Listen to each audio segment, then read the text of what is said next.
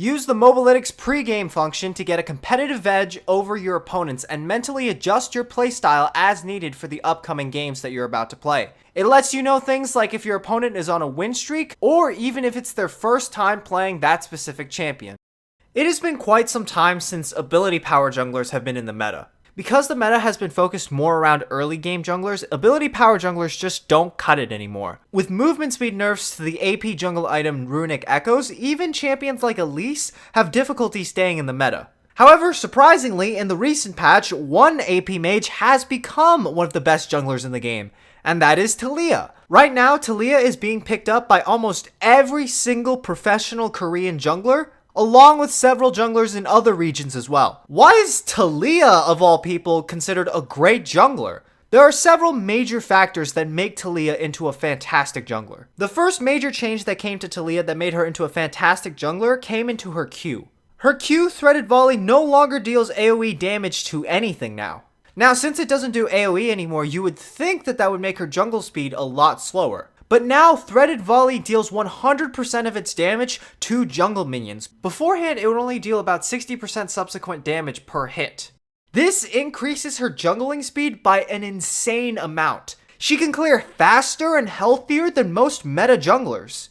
With Threaded Volley and her W, she can easily kite around camps that would otherwise be really difficult to kill. With constant kiting, DPS, and sustained damage, Taliyah's jungle clear is really easy and really safe. Another big buff that came to Taliyah in the recent patch was the change to her passive. Not only did Taliyah get a 15 flat bonus movement speed buff, her passive now gives her 10% more movement speed than it used to. This is a huge deal. When Runic Echoes got changed where it gave cooldown reduction instead of movement speed, it hurt a lot of ability power junglers, cutting them out from the meta. Movement speed is one of the most important stats you can have as a jungler. Junglers are undoubtedly the ones that move around the map more than anyone else.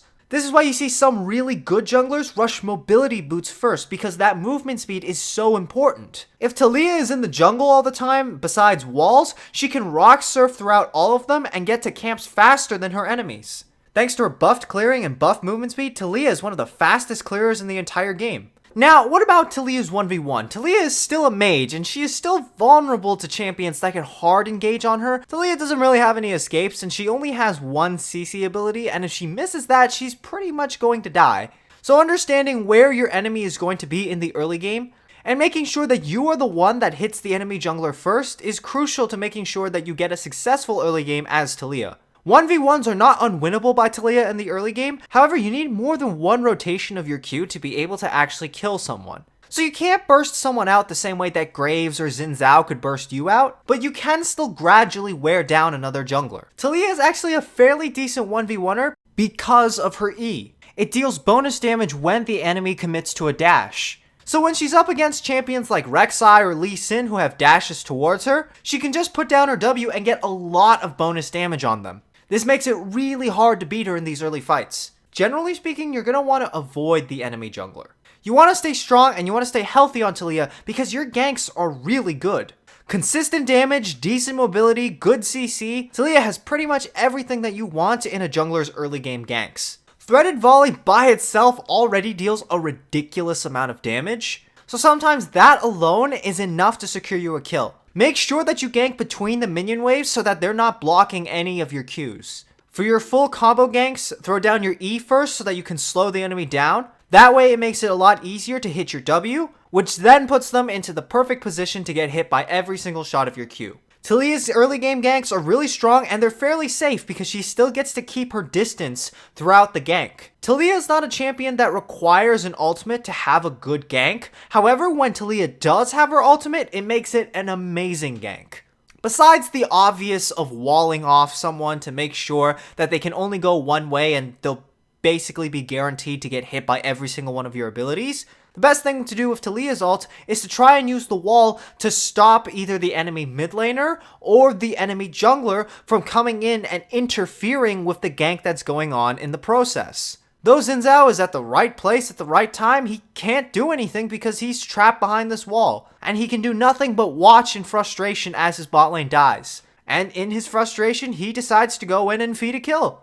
As for the rest of the game, Taliyah jungle pretty much plays the same as Taliyah mid. The only major difference, of course, is that you have smite, and sometimes you'll be doing things like soloing dragon by yourself, which is very doable on Taliyah because of her consistent damage with her Q. Other than that, same thing with regular Taliyah. If you get ahead enough and if you get fed enough, you can easily one-shot any squishy on the enemy team. For your build, start Hunter's Talisman with Refillable Potion, go into Red Smite for the 1v1 and gank potential. Next, pick up Enhanced Boots, whether it's Ninja Tabbies, Sork Shoes, or Merc Treads. Next up, most Taliyah players get Morellonomicon for the consistency, magic penetration, and grievous wounds. Alternatively, you can also get Rylai's Crystal Scepter first.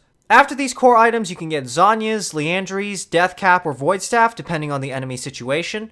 Max Q, E, then W. For runes, you have a few options. You can go into the Domination tree with Electrocute for the extra burst and damage in your ganks. For your secondary tree, you obviously go Sorcery for Celerity and Water Walking for the all-important movement speed that you get. Alternatively, you can simply go directly into the Sorcery tree, taking either Phase Rush or Summon Airy. Still taking Celerity and Water Walking, and then going into Domination as your secondary tree with Relentless Hunter and Cheap Shot to deal a little bit more damage during a gank. All in all, Taliyah is just a very strong and consistent jungler. Aside from an early game where she can potentially get caught out and die to a bruiser, as a jungler, Taliyah is probably the only mage that is still viable in the current jungle meta. So if you want to play something different from the current jungle meta and that is still a mage and can still blow people up, Taliyah is perfect for you. Thanks for watching. Thank you so much to the Patreons who support this channel. Special thanks to Maya81, WaywardSparks, and Milkshakes. If you'd like to support the channel, you can also check out one of my sponsors. Like, share, subscribe. That's it. Bye!